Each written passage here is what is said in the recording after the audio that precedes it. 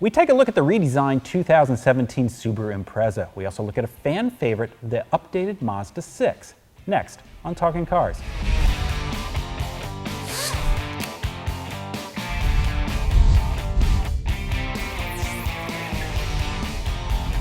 Hi everybody, welcome to Talking Cars with Consumer Reports. I'm Tom Muchler. I'm Mike Monticello. I'm Gabe Shenhar.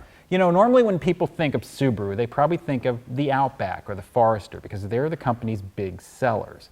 But it turns out they have just redesigned for 2017 the Subaru Impreza. This car introduces a whole new platform for Subaru, which they are going to build basically everything. We'll see what happens to the BRZ, but they'll build everything on this platform. Yeah, it's all new global platform, first Impreza ever built in the U.S. You know, it's a very important car for them.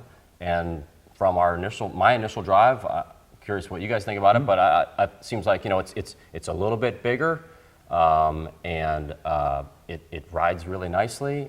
I was really impressed with the handling, and I didn't even drive the sport version. And they've done a lot of work with the CVT. And you know, it seems like the whole goal with CVT is to make it be as little like a CVT as possible, more like a regular automatic. And I think they did a pretty good job with it. And you know, it feels like a real nice car, real solid car when you're driving it. Yeah, I mean, we've always been at Consumer Reports fans of the Impreza. The previous generation Impreza was a top pick, you know, and it was a very earnest car. You know, always had a lot of room, was always easy to see out of. It felt a little thin. You know, it was very slab-sided. The interior was just one step better than industrial. It was slow. You know, like you said, the CVT was not one of the better CVTs. This car is a lot more refined, isn't it? It's a lot more refined. It's a lot more upscale. It feels a lot more substantial. Ride comfort was always a strength of Subaru, and it remains with the Impreza. And you're right about the CVT. It doesn't feel like a CVT with that rubber band kind of sensation. Instead, it has some artificial shift points in it, and it feels like a multi-ratio transmission. So I don't think there's a whole lot of reason to complain about that. No, and I mean, automotive journalists, including us, love to complain about CVTs because oftentimes you step into it and the engine, you know, the tachometer just spins up and the engine just spins up and you get nothing but engine noise. But with this, when you ooze around town, then it works like the CVT. It's very continuous. But when you step into it, then it knocks off shifts, so you don't get the high engine noise. You never get that, you know, just hanging out at, you know, 6,000 RPM, just hanging out up there while you're accelerating.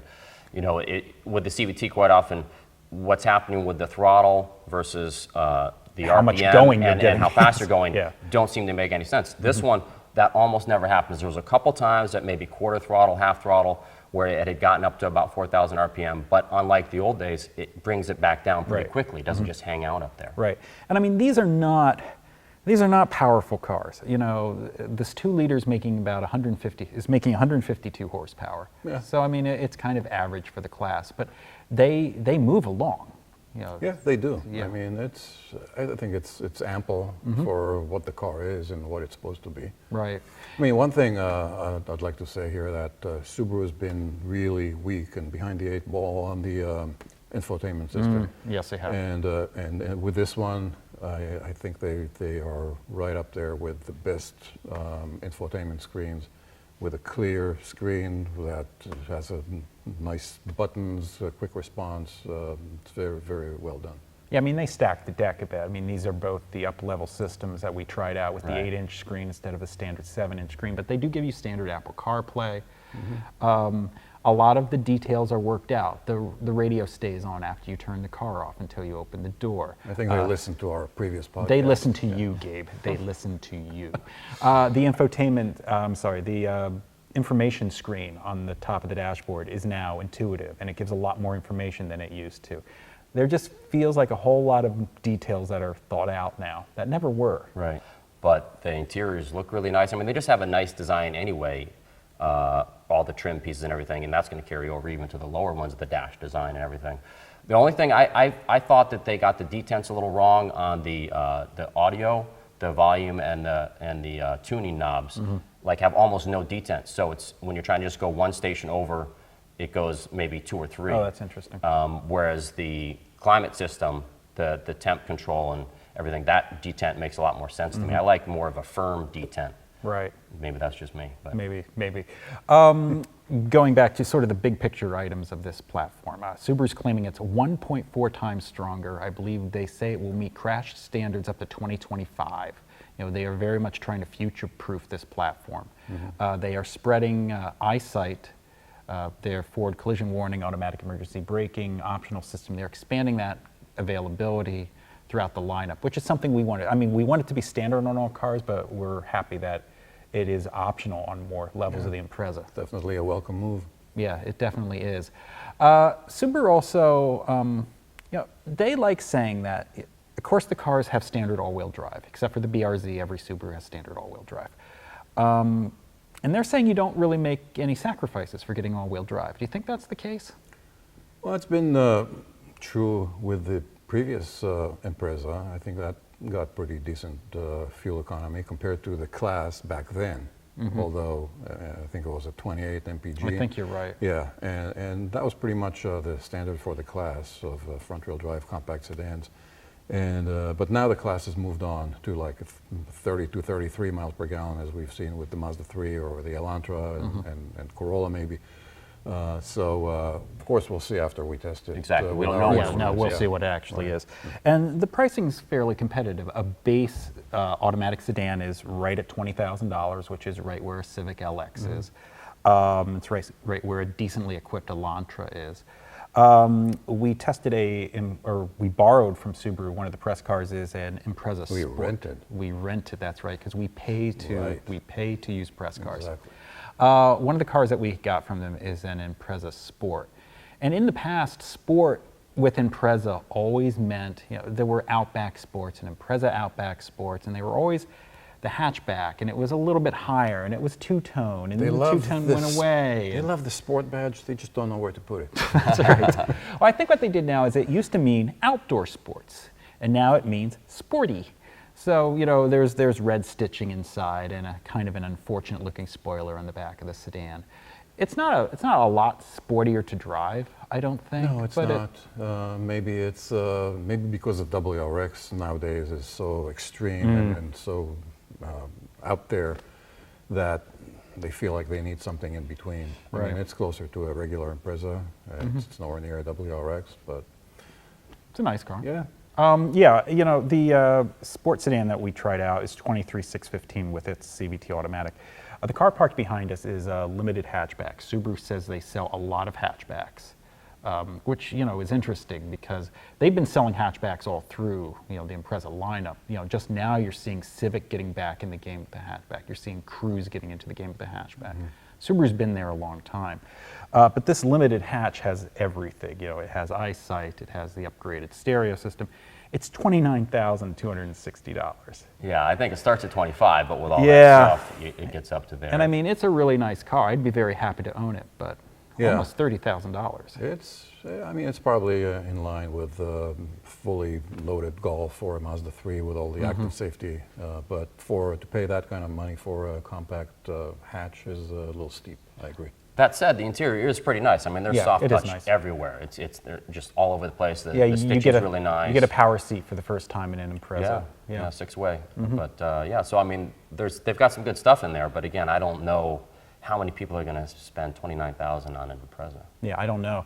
I'll tell you. I mean, recently I got a chance to drive a Chevy Cruze hatchback. And it was another press car. That we rented. And again, it was leather and the safety equipment, and it was an extremely nice car. But it was also a $27,000 car. It's what stuff costs these days. Right. When you get all the options. I think the Impreza has a chance to be a very nice Goldilocks level car here. You can see out of it. It's pretty quiet. It rides pretty well. It should get decent fuel economy. Because you look at, there's a lot of cars with some compromises. The Golf is a wonderful driving car. We've raved about the Golf. It has not been reliable. It's also expensive. The Focus is like half a size smaller. It has not been reliable. Civic hasn't been reliable. Yeah, the Civic hasn't been reliable. Yeah. Imagine that. Yeah. The Elantra is very accommodating, but it's nothing special to drive. It's too noisy and doesn't ride all that comfortably. Yeah, so I mean, there's there's actually a spot for this to. No, and I think it's going to appeal to some people who would be looking at either a small SUV like a Forester and a family mid-size sedan like a Legacy, and they might see this Impreza as a real viable solution. As you know, yeah, maybe I don't need to have all that room. Maybe I don't need to go that size, and that has the potential of satisfying a lot of people. Because if you're not sacrificing ride comfort or noise isolation, and you don't need all that room, And it's got a you have all the good size technology, back seat. then yeah, I see a lot of people being attracted to this. The question is, can they get that word out to people other than the Northeast and the Northwest that this is a really nice car? And the Rockies. Even if you don't need the all-wheel drive, it's still a really great driving car. Well, I mean, Subaru sales have been going through the roof. I mean, they are one of the fastest growing brands, and it's not growing based on just selling more to the Northeast and the Pacific Northwest. They are selling more cars even in places where it doesn't snow, because the cars, even if you took the all-wheel drive out of it, they are still, you know, desirable cars, or Yeah, they are becoming desirable cars. They've managed to kind of make themselves stand out and appeal to a certain type of person. So yeah. Yeah. I think for 29 grand though, I'm probably gonna I'd probably give up some options and get a Forester. I mean, just, you know, that's a lot of money for not having a small SUV. I wouldn't argue with you. No, okay, well, for once you wouldn't argue with me. Mark that down. Yeah, going to reader and viewer comments, people who are willing to argue with us. Well, I'm shocked. I know, it's amazing. Our last show was about the all-electric Chevy Bolt. As you can learn when you read the comments, people don't always agree with one another. Honesty Counts says, once people realize that the Bolt is affordable and gives 95% what people want, a quarter of everyone is going to be wanting one of them for their next vehicle. I can see GM easily building 2 million Bolts per year 10 years from now. Okay, very keen on the Bolt. The other side from Teched Off, now that Trump is president, I wouldn't touch any electric car, not a Tesla, not even a Tesla. This is a compliance car and GM will kill it shortly after and not invest anything in a charging infrastructure. So you can see that our audience is totally unified on the future success of the Bolt. Sure, like the rest of the country. Yeah, well, I mean, you know, the new administration does raise questions about electric cars. It does, yeah. Will the incentives continue? Yeah, we'll find out. We don't know yet. Yeah, you don't know yet. Right. But he does bring up, the first guy does bring up a good point, that finally there's an electric car that's affordable and that has a reasonable range. And it'll be interesting to see, you know, if people glom onto that or if they're still scared by the whole, you know, electric range problem. Yeah, it will definitely be interesting. There's a lot of things that are going to be very interesting to see around this whole topic. Someone brought up a correction to something Michelle had said on the last episode, which we do appreciate. Please pass it on to your testers that in the Bolt, the way to go from drive into L is to pull the shifter down like you are going into drive. To explain that, we complained about the Bolt's monostable shifter because it just pops back to the center position no matter whatever gear it's in. And Michelle was having a hard time getting it out of L. We appreciate the correction. This does show that this is not an intuitive design. Because if L is the lowest position, you'd think you'd go up to get out of L. Yeah, the shifter is definitely not an intuitive design, but you can get the same effect by just squeezing the paddle on the left. Well, you get the and get the regenerative regen braking, Yeah, which is much handier as far as I'm concerned. I'll argue that. I drove the car all the time in L because it was just, you know, it did the braking for me. I didn't have to squeeze anything. It was neat. It's kind of neat to play with it though, and to be Yeah, able to have it it in is. L and then get even more braking with Yeah, the I paddle. did. Yeah, no, you're right. You do get the most. I think the most regen is from the paddle. But I think your point being, though, it's clear that these monostable designs just aren't intuitive to most people. Yeah, No. some are better than others, but this one is particularly Yeah, this isn't unintuitive, just like in the LaCrosse and the XT5. Yep, in the Buick LaCrosse Cadillac XT5. Talking more about electric cars. No functionality in a Tesla Model X. The Model X now has folding seats. I wonder how many are going to get them. What he's talking about is we said that the back seats do not fold in a Tesla Model X. And they don't unless you get the 5-passenger. They now have a 5-passenger version with seats that fold flat in the back. But if you get a 6 or 7-passenger version like we own, they don't. They're clamshell designs. And which makes no sense. I mean, in an SUV. Well, but the even- 5-seater, great that they can do that now. That's awesome. I mean, even forget an SUV, even the Tesla Model S. I mean, we showed in one of our videos how you put Yeah, there's- throw a bike in a Model S, no problem, but in Model X, you're dead in the water. Yeah, you wind up with more length. Yeah, and it also, even if the 5-passenger version is available, a lot of SUV buyers go for captain's chairs in the second row. And you'd expect that to carry over in a luxury SUV like the Tesla. And once that happens, you lose that practicality. What else? Okay. There are 2 cars that we constantly are getting reader questions about. One of them is the Toyota Land Cruiser. Toyota's $80-something thousand SUV that they sell, a couple thousand of a year.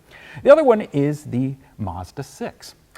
Can the CR team conduct an updated Mazda 6 review? The new 2017 model appears to have incremental improvements which address the specific weaknesses the CR team has pointed out, i.e. noise. Please.